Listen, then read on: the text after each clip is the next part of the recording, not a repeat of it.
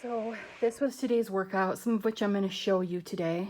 I always start with my warm-up, and then I'm doing 3 supersets today of kind of a full body workout, and then I will cool down. Okay, what you can see here is me starting up with my warm-up.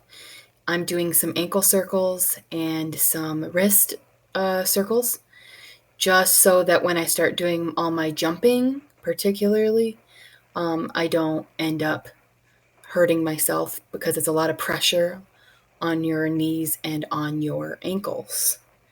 So I'm just warming it up. I would have already taken some time to do a quick walk and warm up my legs. I'm continuing to warm up my legs here with leg swings. It's a little hard to control, but I am obviously swinging side to side, trying to just move my leg from the joint as opposed to controlling it too much. And then I will do it front to back as well. So these are just some simple leg swings to kind of open up my hips and get me a little bit more limber.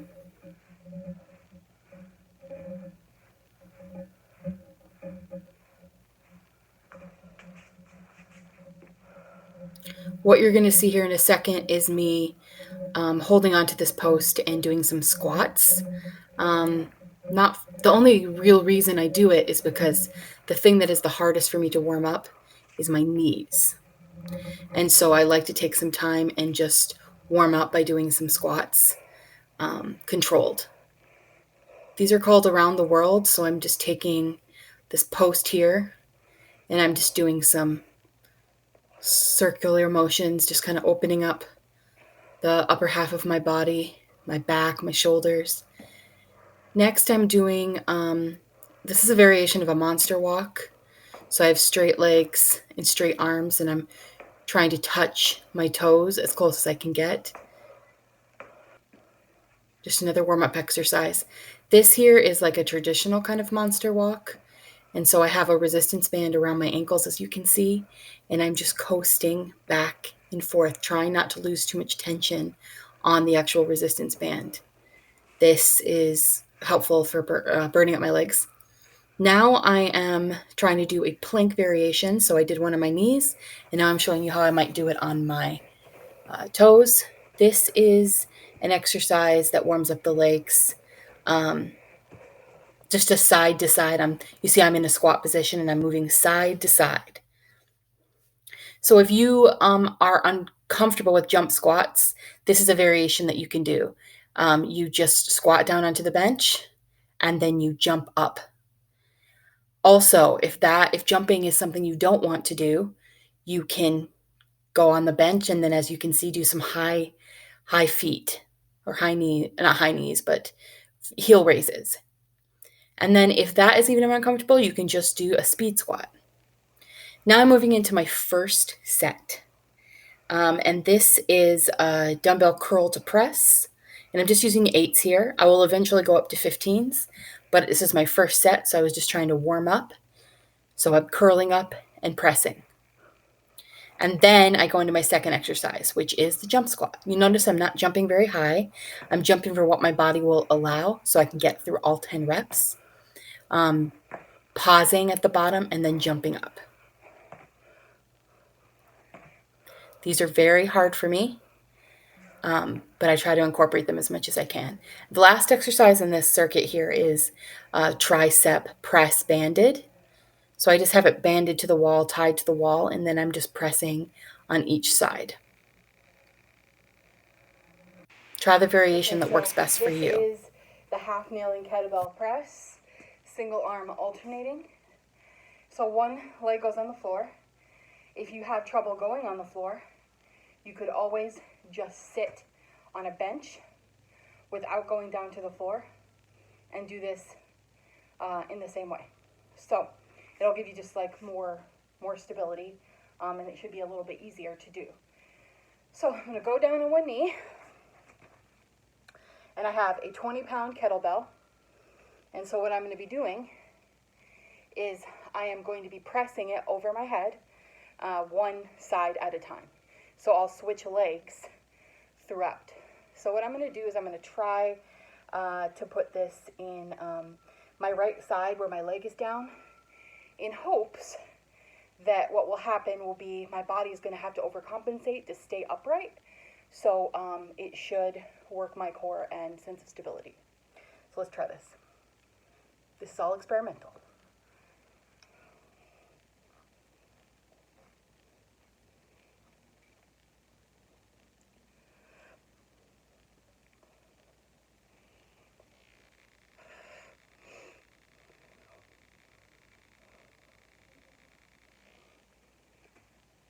Yep, it works.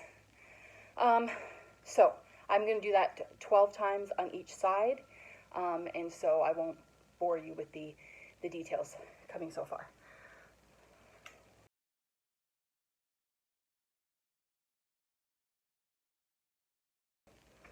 All right, I'm going to move to the other side.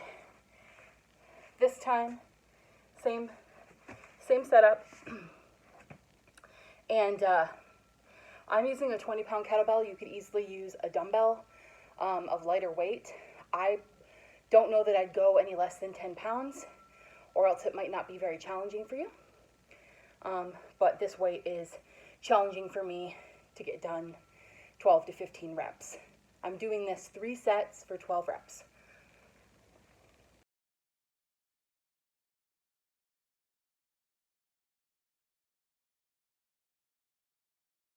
Okay, that was my first round of that exercise. Now I move on to the second exercise in the circuit, and then I do it again 2 more times. So let's move.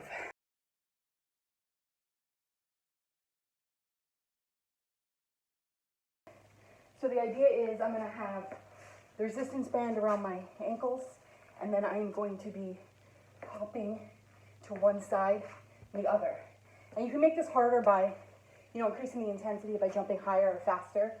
These are just my measurements here to let me know how far I'm trying to jump. I could make this wider, but I'm at risk of hurting myself if I think I go any further apart. You don't have to use a resistance band. You could just hop. An alternative might even just be to maybe jog in place or high knees, something that gets you moving and getting your heart rate up if you are scared of jumping or have limited mobility. My knees are feeling good today, so I am going to try not to kill myself. Okay, let's do it. And this is 12 reps on each side.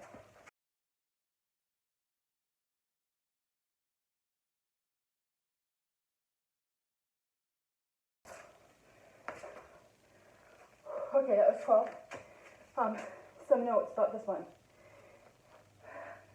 I'm using an extra heavy resistance band, which proves to be maybe a little too much resistance for me, because as you could see, it doesn't look very impressive when I'm doing it, but I wasn't getting all the way over.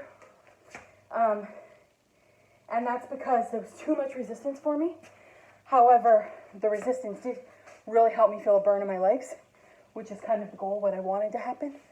So the next time I do this, I'm either going to use no resistance band or I'm going to use a lighter resistance band and see if that increases the effectiveness of the exercise. So that's what that exercise looks like. So that was 2 exercises in the circuit, and I do that 3 more times. So I've got 2 more sets to get through. Last of 3 supersets. There's 3 exercises in this one. A kettlebell windmill, which I'm still working on. They're called X sit-ups. They're a lot easier than they sound. And skaters. And I'm going to do this for 3 sets of 15 reps.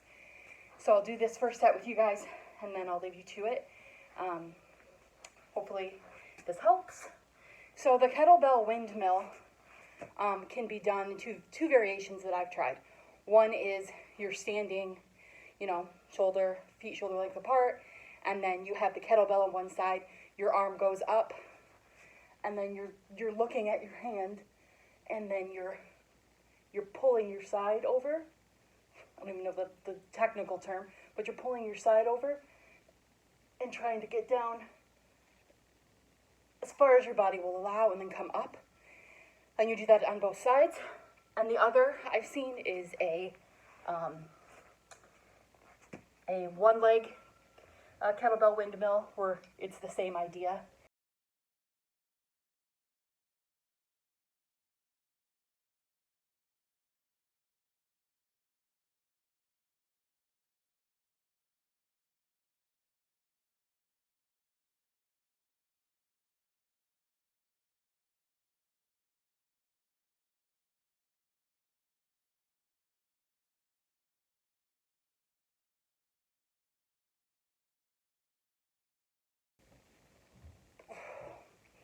Notice something that I'm doing that seems to help is like you're not just lowering the weight onto the ground. It's not just like this. I'm jutting my hips out and trying to get down as far as I can. For me, it's not about just going to the floor, because like that kind of defeats the purpose. If I'm trying to, work on my core and my stability, it's about being slow and controlled. And I'm still working on the slow and controlled part, but there's always room to grow. This is a good exercise. It's something I really like doing. Next is X sit-ups. So I'm going to get on the floor. Hopefully you can still see me. Okay. So I'm going to lie back, my legs spread apart, and my arms spread apart like I'm making an X. This is going to look weird, okay? Okay, and then I'm going to use the hand that is to my right hand, and my left foot, and I'm going to bring them up together.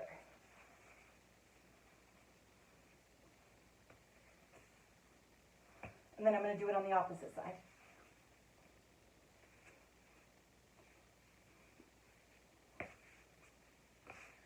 The purpose here is to obviously work my core, but I'm doing it on both sides rather than just doing a traditional sit. You could do a traditional sit, absolutely, but this is something I like to do, and I find it really works my core. You want to have your body as raised as much as you possibly can. You'll notice I can't raise my body that much. I still have a lot of mass and fat in my stomach, which makes it a little bit more difficult for me to get up. But I'm going to as far as my mobility will allow me. 15 on each side.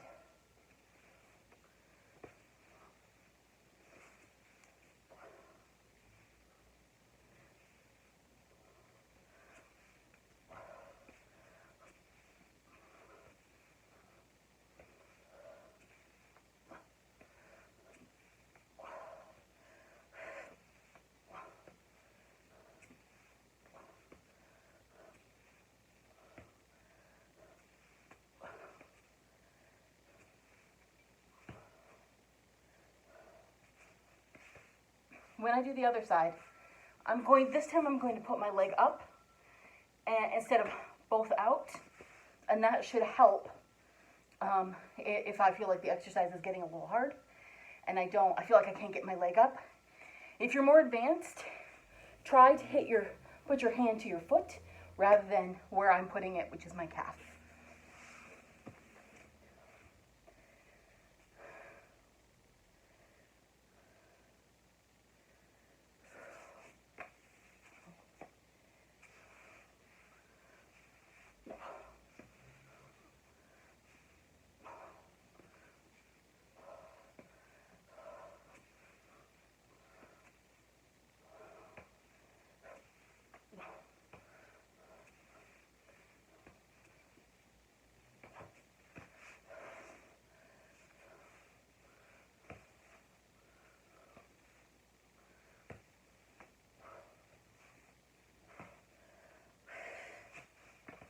So, I showed you with the leg up because it's easier to get your foot up. So if you're really struggling with getting your leg past a certain point, it might be easier to just make sure that you're kneeling, or not kneeling, you're putting one knee up rather than both legs flat on the ground. So that's X sit-ups. Next, and finally, is skaters.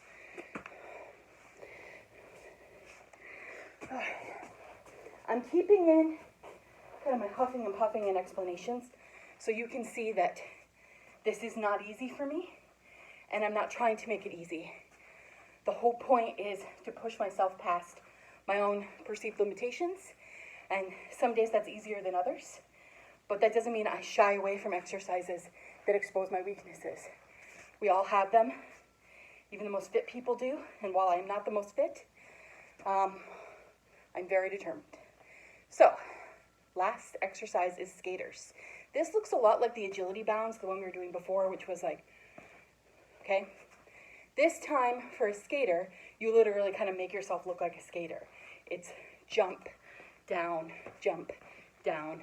Now, when people do this, when you see this like on YouTube or you see fitness people doing it, they often go and then they touch the ground. Well, I don't have quite that level of mobility. I think I would fall over and hurt myself. So I just go as far down as I can, keeping my body moving, okay? So it's 15, so 15 on each side, okay?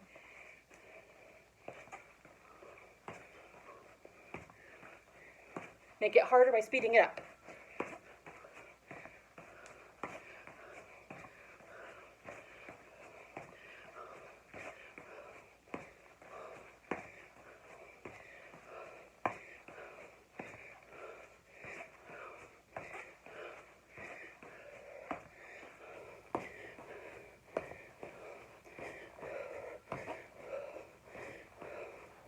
Okay, so near the end it got harder, so you saw me not jumping as much.